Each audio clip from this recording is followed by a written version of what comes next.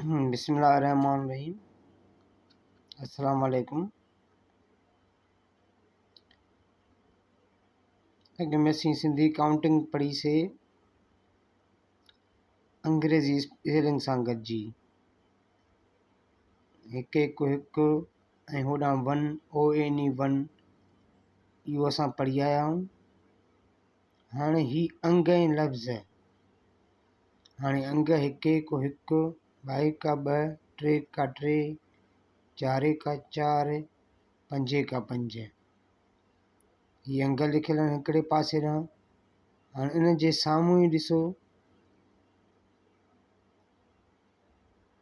हिकु हिकु हिकु जे साम्हूं हे ज़ेरे कापिश हिकु, वरी ॿ का ॿ इन जे साम्हूं ॿ लिखियल आहिनि। टे जेके आहिनि टिनि जे साम्हूं लफ़्ज़ टे लिखियल आहे। हाणे हिकिड़े पासे ॾांहुं अंग लिखियल आहिनि, ॿिए पासे ॾांहुं उहो लफ़्ज़ लिखियल आहे। त हिन जो जेको आहे त लफ़्ज़ कहिड़ो थो ठहे। चार अंगु लिखियल आहे, उन जे साम्हूं लफ़्ज़ चार लिखियल आहे।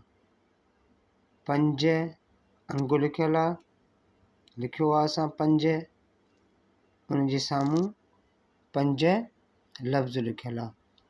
इहा प्रैक्टिस असां जारी रखंदासीं त इन में बि हिकु ॿ ऐं टे अखर मिली करे लफ़्ज़ ठही थो वञे। इन में बि असांजी पकावत थींदी ऐं अंगनि खे लफ़्ज़ में कीअं लिखिणो आहे उहो बि असां आराम सां सिखी सघंदासीं। हाणे गौर सां ॾिसंदा हलो,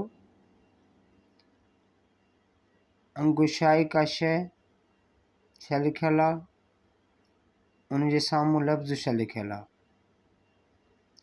सत लिखियो आहे असीं अंगु, सीं ज़बर स ते ज़बर त, सत।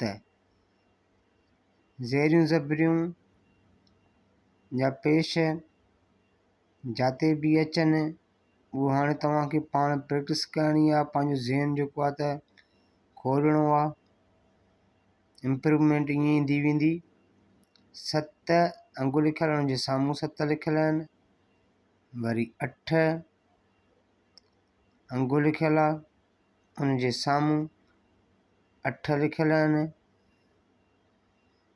हाणे हिते अठ इहे लिखियल आहिनि त हिते ज़ेरनि ज़बरनि जो जेके नवां पढ़ंदड़ आहिनि, नवां सिखंदड़ आहिनि, उन्हनि खे ज़रूरु हिते ज़ेरियूं ज़बरूं ॾेई ॾिजनि।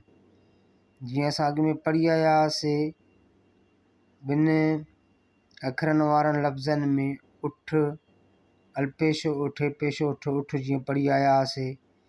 साॻी तरह उते पेश हुयो अल्पेशो उठ पेशो उठ उठ, या जेकॾहिं जमो लिखिजे अल्पेशो टे ज़बर अठ उठ। त अखर त इहे साॻा आहिनि, पर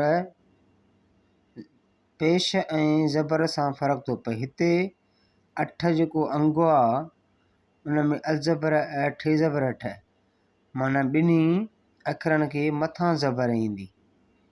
त के अखर अहिड़ा हूंदा आहिनि जंहिंखे असांखे सवलाईअ सां पढ़ण जे लाइ ज़ेरियूं ज़बरां ऐं पेश ॾियणा पवंदा आहिनि।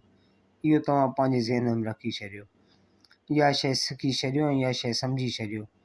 हाणे नव अंगु लिखियल आहे हेॾां, साम्हूं उनजे नव लफ़्ज़ लिखियल आहे। वरी ॾह हेॾां अंगु लिखियल आहे, साम्हूं उनजे लफ़्ज़ लिखियल आहे।